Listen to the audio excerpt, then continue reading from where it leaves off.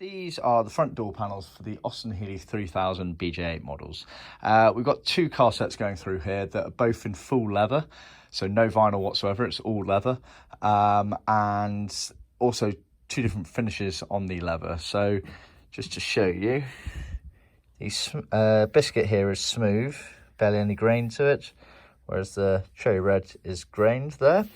You'll also notice that on the biscuit seats, the gentleman has asked us to contrast the piping that goes along here. So normally that was always the same colour as the main trim, but he's asked us to contrast it, going both on the horizontal there in dark blue and on the vertical in dark blue, whereas this cherry red one, he's kept it to, in theory, original specification, i.e. the piping going here and here are exactly the same colour as the main trim.